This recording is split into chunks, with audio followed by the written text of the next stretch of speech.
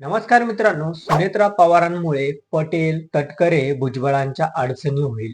ठाकरे सेनेचं भागीत फडणवीसांच्या मेहरबानीवर. काय आहे ही बातमी आपण सविस्तर या चॅनलच्या माध्यमातून बघणार आहोत. चला तर मग मी सचिन नाईक आणि तुम्ही बघत आहात आपली राजनीती चॅनल. उद्धव ठाकरेंच्या शिवसेनेने सुनेत्रा पवारांनी उपमुख्यमंत्री पदाची शपथ घेण्यावरून टीका केली आहे. भारतीय जनता पार्टीचा या राजकीय खेळीमागे असल्याचा दावा त्यांनी सामना या आलेखातून करण्यात. अजित पवारांच्या राष्ट्रवादी बरोबरच एकनाथ शिंदेच्या शिवसेनेचं राजकीय भविष्य काय असेल याबाबतही ठाकरेंच्या शिवसेनेने भागीत केला आहे आणि तेच भागीत आपण सविस्तर आणि थोडक्यात बघणार आहोत. त्या अगोदर चॅनलला नवीन असेल तर सबस्क्राईब नक्की करा.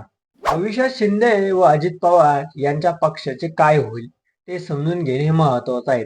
पुढील लोकसभा निवडणुकीला अजून वेळ आहे, पण 2029 ची विधानसभा भाजप शत प्रतिशत स्वबळावर लढवणार हे निश्चित आहे.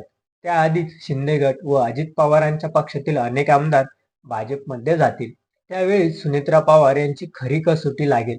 पटेल, तटकरे हे स्वतः निवडून येण्याची मारामार, तिथे पक्षाचे आमदार ते निवडून कसे आणणार. त्यामुळे शिंदे व सुनेत्रा पवारांचा पक्ष पूर्णपणे फडणवीस यांच्या मेहरबानीवरच अस्तित्वात टिकू शकतील असं सामना या आलेखातून म्हटलं आहे. सुनेत्रा पवारांचे उपमुख्यमंत्री पद म्हणजे शोभेचे ठरू नये.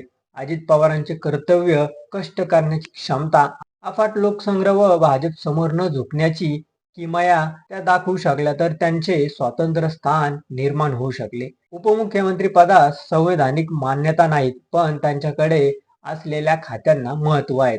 अजित पवारांकडे असलेले अर्थ नियोजन खाते महत्वाचे होते व त्यामुळे आमदार कार्यकर्त्यांना सढळ हस्ते निधी वाटप होत असे. निवडणुकीतही अजित पवारांनी मोठ्या प्रमाणावर खर्च केला. आमदार कार्यकर्त्यांशी बरे वाईट कामे केले.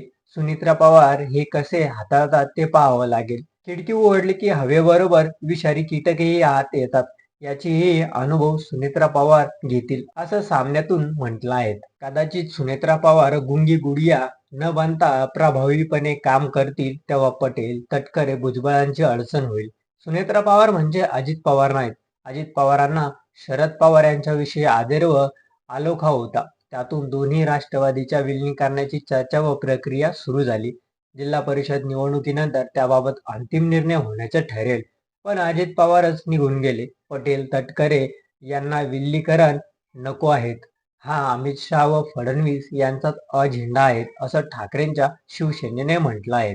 अजित पवारांच्या जाण्याने पवार कुटुंबात व राज्याच्या घडामोडीत गुंता वाढला. गुंता सुटू नयेत यातच अनेकांचा स्वार्थ आहे. पुढे पाहूया, महाराष्ट्राला पहिली महिला उपमुख्यमंत्री मिळाल्या, त्यांचं अभिनंदन. सुतक काय येतं आणि जातं, राजकारण थांबवून कसे चालेल. राजकारण खरोखरच लय वेगळं आहे असा टोला लेखाच्या शेवटी लावण्यात आला आहे. तर तुम्हाला काय वाटतं याबद्दल हे आमच्या चॅनलच्या कमेंट बॉक्समध्ये नक्की कळवा आणि व्हिडिओ आवडला असेल तर चॅनलला लाईक आणि सबस्क्राईब करा. धन्यवाद.